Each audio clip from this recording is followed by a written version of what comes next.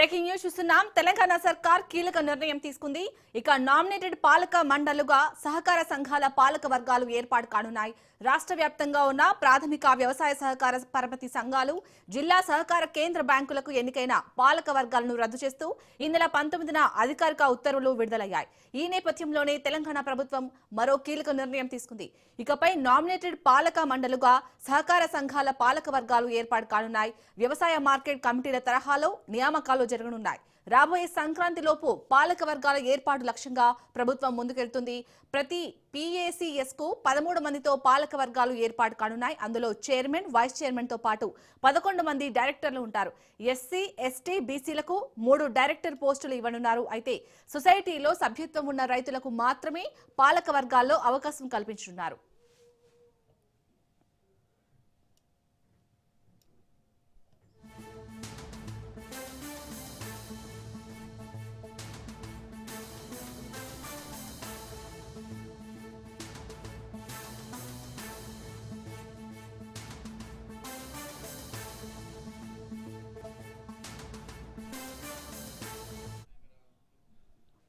తెలంగాణ సర్కార్ తీసుకున్న ఈ కీలక నిర్ణయానికి సంబంధించి పూర్తి అప్డేట్స్ మా ప్రతినిధి సునీల్ అందిస్తారు. సునీల్.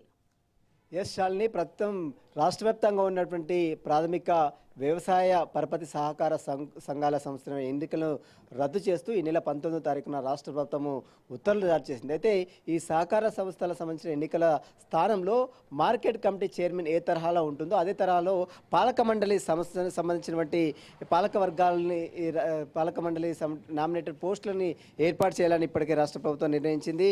నామినేట్ పాలక సభ్యులుగా అంటే ఏదైతే గతంలో ఉన్నటువంటి పరపతి సంఘాలకు సంబంధించిన ప్లేస్లో ఇప్పుడు పాలక వర్గ సంబంధించిన నామినేటెడ్ పోస్టులని భర్తీ చేస్తుంది.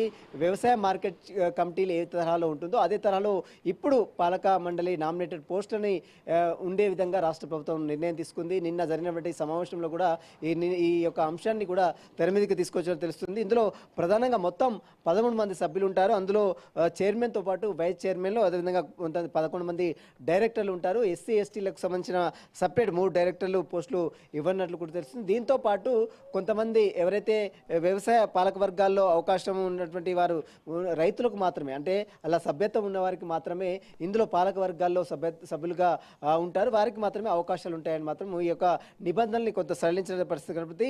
ఎన్నికల ఖర్చులు లేకుండా మనం సాధారణంగా చూస్తున్నాం, సహకార సంఘ ఎన్నికలు నిర్వహించాలంటే కొంత ఖర్చుతో కూడుకుంది. ఆ తర్వాత కొంత ఇబ్బందులు కూడా తలెత్తున్నాయి, కొంత గొడవలు కూడా గతంలో అనేక వివాదాలు కూడా జరిగాయి. కాబట్టి అలాంటి వాటికి పూర్తిగా చెక్ పెట్టేందుకు రాష్ట్ర ప్రభుత్వము ఇక నుంచి నామినేటెడ్ పోస్టులని, అంటే వ్యవసాయ మార్కెట్ కమిటీ పోస్టులు ఏ తరహాలో ఉంటుందో అదే తరహాలో పాలక మండలి పరపతి సహకార సంస్థకు సంబంధించినటువంటి ఎన్నికలు ఇక నుంచి ఉండకుండా వాటి ప్లేసెస్లో నామినేటెడ్ పోస్టులని ఏర్పాటు చేయాలని రాష్ట్ర ప్రభుత్వం నిర్ణయించింది. ఇక నుంచి రాబోయేటువంటి సంక్రాంతి పండుగ తర్వాత ఈ యొక్క సహకార సంస్థలకు సంబంధించినటువంటి నామినేటెడ్ పోస్టుల భర్తీ కూడా జరగడానికి అవకాశం ఉంటుంది.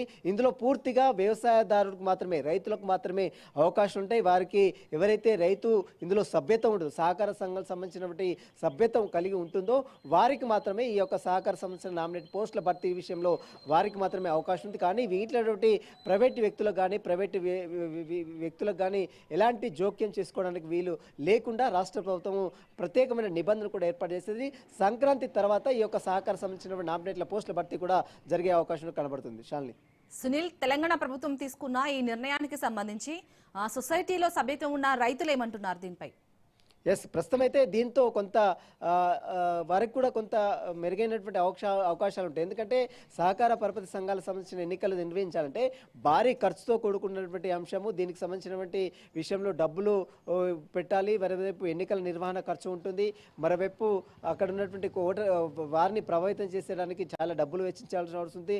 గొడవల కారణం ఉంటుంది. వీటన్నిటికీ కూడా తావు లేకుండా రాష్ట్ర ప్రభుత్వమే నేరుగా నామినేటెడ్ పోస్టుల భర్తీలాగా, అంటే మార్కెట్ కమిటీ చైర్మన్లు ఏ తరహాలో నిర్వహిస్తారో అదే తరహాలో ఇప్పుడు ప్రభుత్వం నిర్వహిస్తుందంటే దాన్ని స్వాగతిస్తున్నామంటూ కూడా కొంతమంది రైతులు ఆనందం, హర్షం వ్యక్తం చేస్తున్నారు.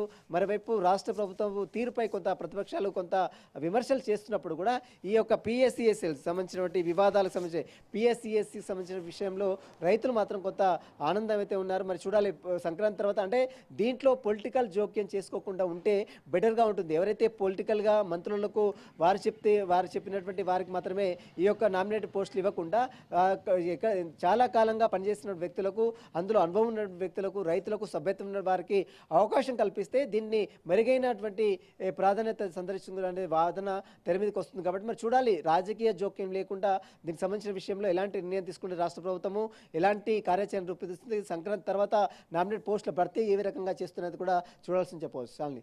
Right, thank you Sunil.